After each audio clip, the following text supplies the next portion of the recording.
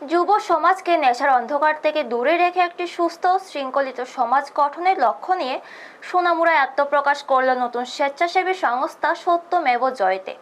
Sonamura town হলের conference হলে অনুষ্ঠিত প্রথম সম্মেলনের মাধ্যমে প্রায় ৭০ জন সদস্য নিয়ে আনুষ্ঠানিকভাবে যাত্রা শুরু করে এই সংস্থা।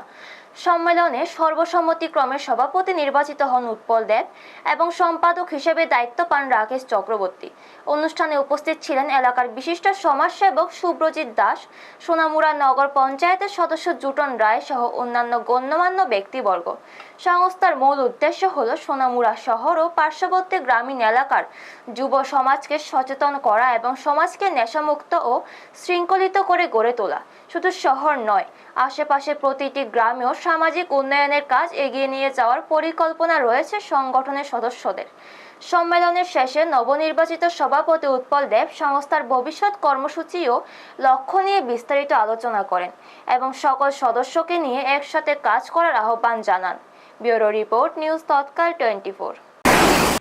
প্রায় ৭০ জন সদস্য নিয়ে আজকে আমাদের সত্যমেব জয়তে সংস্থার প্রথম সম্মেলনের মাধ্যমে আজকে আমরা নতুন কমিটি তৈরি করেছি।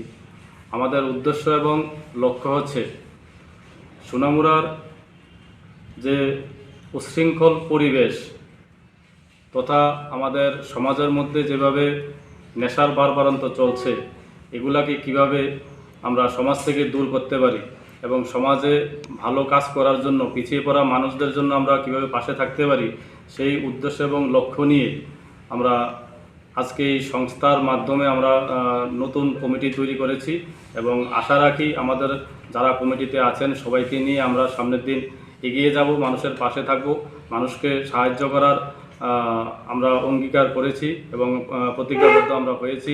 কিভাবে সমাজকে আরও সুন্দর এবং সফল করে তোলা যায়, সমাজে বাঁচতে গেলে সমস্ত অংশের মানুষ যাতে সুন্দরভাবে বাঁচতে পারে, সেই আশা এবং আকাঙ্ক্ষা রেখে আমাদের আজকের এই সম্মেলনের মাধ্যমে নতুন কমিটি তৈরি করা সত্যমেব জয়তে সংস্থা।